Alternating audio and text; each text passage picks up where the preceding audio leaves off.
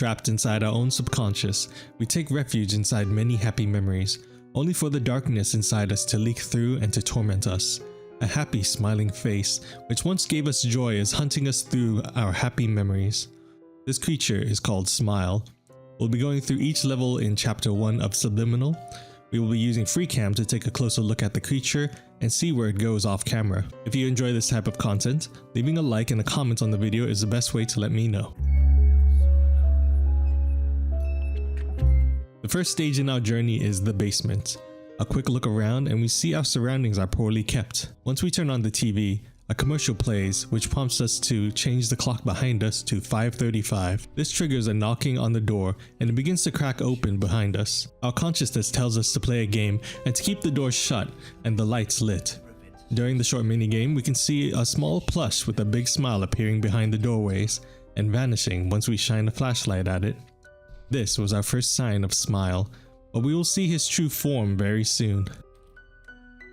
Going into FreeCam, we can get a close look at the Smile plush during these scenes. Since we just started, I feel like our minds is using the plush as a filter for the creature's true form. But even as a plush, there is still something sinister about that sharp-toothed smile. We'll even come back and play a more nightmarish version of this minigame. After the basement, we retreat into our first happy memory of the waterworks, which looks to be a fun little water park. We'll take our time to enjoy the moments here, but things quickly start to show that something is wrong. There's black goo leaking from the various areas, and the same Smile plush is watching us. I tried to approach it, but our consciousness pulled us away from it and told us to go back to having fun. We don't see any other sign of Smile here, so we progress through the game by sliding down this green tube which leads us to the next level. Unexpectedly, we find ourselves down under the waterworks park. After solving a padlock and learning how to divert power from our flashlight, we continue through the waterwork maintenance halls. We follow our consciousness directions and eventually find ourselves in the play place. As soon as we step inside, the lights turn on and we hear children laughing. After flipping some switches scattered around, we power the TV which gave us the solution to the tic-tac-toe puzzle. When we solved the puzzle, the area around us got covered in grime and "Where's Walter" signs appeared around us. We then started to play a little game where we shoot cubes into the center. As the game went on, the area around us started to crumble and got more grime dripping from more places. When we shot the final cube, Smile made his first appearance in his true form. Holding our gaze, or not holding our gaze on Smile, will lead us to two different paths. In this instance, we held our gaze, which led us to fall over and Smile chasing after us. We'll come back later to discuss the other path, but for now we can go into FreeCam and get a better look at Smile. The most distinguished feature is obviously the face. Smile has white milky colored eyes and black strands reaching towards the center. He has a large, sinister smile that is covered in rows of sharp teeth. He has his pointy tongue sticking out like he is Venom from the Marvel comics. Looking at his body, he has a humanoid appearance, but he poses like a gorilla with his long arms, which he uses to propel himself forward. His skin is a pasty color, and throughout various parts of his body, he is missing chunks of flesh. Going back to our first chase with Smile, we run through while trying not to get slowed down by the play place obstacles. We get away by squeezing through a tunnel, but he continues to chase after us. It wasn't until after we slid through a red tunnel that Smile stopped chasing us. Rewinding a bit, we can go into FreeCam and slow the game down to see how he chases us. When we first fall over, Smile will teleport to the areas of the scene we assume him to be. Here we can watch Smile as he slowly looks down at us and will eventually disappear, so he spawns at the end of the tunnel to chase us. If we do let it catch us, Smile drags us down and devours us. In FreeCam, we sadly don't see our own player model, but we can watch this very quick sequence. It is the same animation for whenever Smile catches us throughout the game. In areas where we go through a slide tunnel, with FreeCam, we can see that Smile does reach out to us. He doesn't actually go through the tunnel and just spawns in the areas ahead. After escaping Smile, we find ourselves back at the play place hallway, where we eventually get surprised by Smile, who is waiting in the darkness around the corner, but he quickly disappears. Let's go back into the scene, but we'll look at it at a different angle. There is this artificial dark wall to obscure our vision. Smile will spawn behind it and will walk towards us before disappearing. Continuing down the hall, we see the door back to the play place. But instead, we go towards the left and find a rundown path. At the end, a TV was pushed through a door and we gazed into it. We now suddenly found ourselves crawling through the vents. I found a purple light which I took with my flashlight, and it caused me to plummet down back into the basement. I looked around and peeked through one of the doors and found Smile waiting for me. Let us rewind a bit and go back into free camp to see if Smile was there the whole time. I added some lights on the other side of each door since it was random where he appears. As we can see, Smile will spawn for a second before despawning.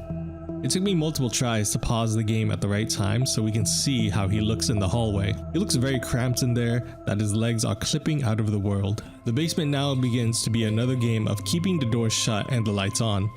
Occasionally, Smile will appear from the shadows to scare me. The game continued and I now had to turn on the light whenever I saw Smile peeking around the corner of the hallway and kitchen. In free cam, we can get a closer look at Smile when he appears in these areas. It is quite unsettling to see Smile just slowly peeking from around the corner. Smile is just so tall that he struggles to fit in these small areas. I decided to see what happens if I walk up to him, and it jumps me quite a bit when he rushed towards me. We can see how he would reach outwards towards where our character would be before the game fades to black. Once the minigame ends, we can wander the basement and find the rot ending. So we're rewinding back to when we split off our path. Going through the intended play place door, we find ourselves in a loop which gets increasingly dark and grimy. We eventually find our way into the bounce house, which links into some party areas. Continuing forward, we see Smile around the corner of a hall and will disappear before reaching out to grab a plush. In free cam, we can see him rush away and disappear when we come around the corner. When we get closer, Smile will slide back in to reach out for his plush. It is quite funny to see it from this angle. We find a locked door and must travel through some backroom closet to find the key. It eventually leads us back into the bounce house, where we find the key, but Smile ambushes us as we turn around. We are forced to run the other direction that somehow opened up. It leads us back into the backroom closet, where we need to run through the cluttered area to avoid Smile. If we get caught, he will do the same thing and drag us onto the floor and eat us. If we go back to the start of the chase, we can go into free cam and observe how Smile moves through the terrain. It is quite difficult for Smile to be such a large creature, since most every place we encounter him is just too small for his tall stature. Even when we think we're safe, Smile continues to pursue us until we make it back to the party area. At the end is another room with an inflatable throne. On the walls is a furry smiley creature, which might be what Smile is based on.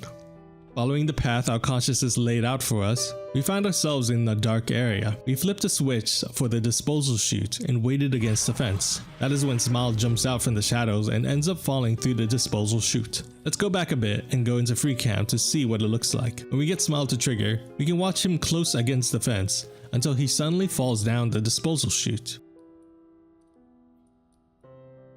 Adding a light into the disposal chute, we can watch him in the midst of his falling animation. Eventually, he will just disappear. Skipping further into the game, we end up in what I believe is the disposal area. This is where Smile charges at us again and causes us to stumble off our platform and onto the conveyor belt below.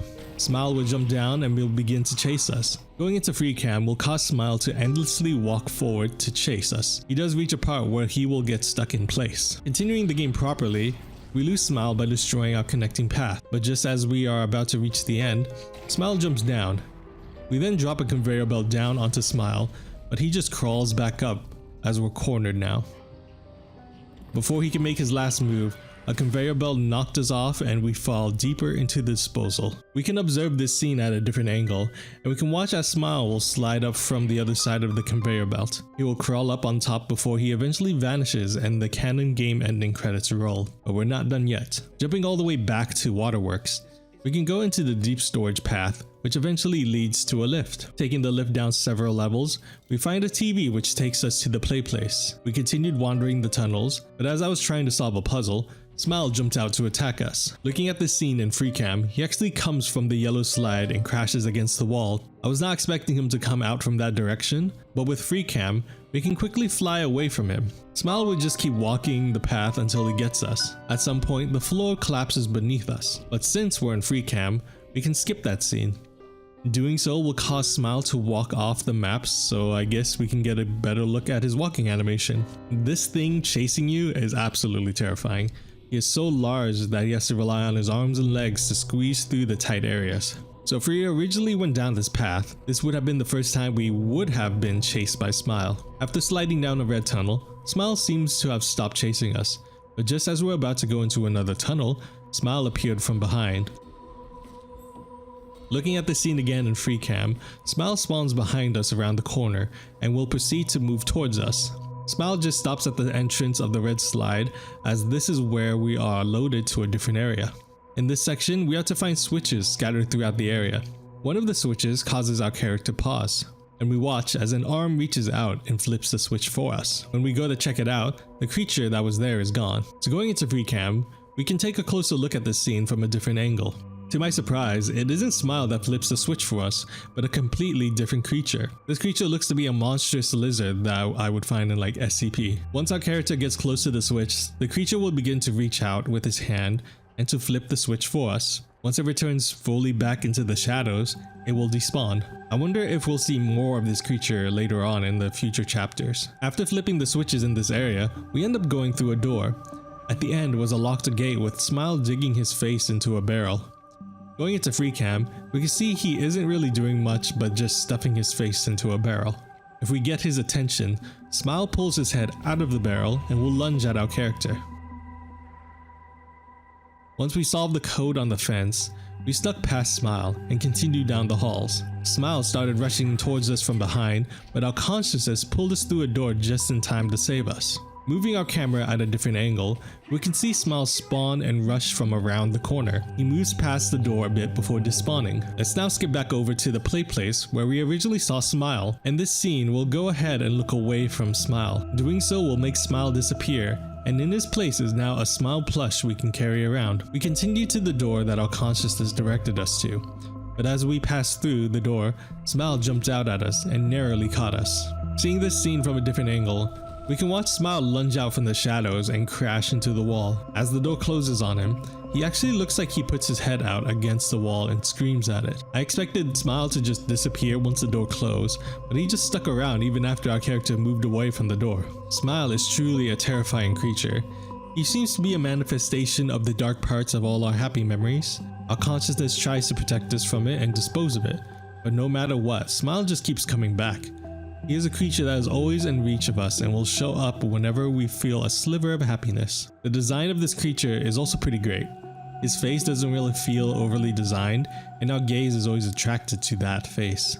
He has a very uncomfortably tall figure and moves like a gorilla rushing towards us. But that is only chapter 1 of Subliminal. We'll return here once chapter 2 is out. Maybe we'll have more than Smile to explore by then. But thank you for watching. Remember to share your thoughts as well, and a like on the video helps a lot. So until next time, I will see you all later.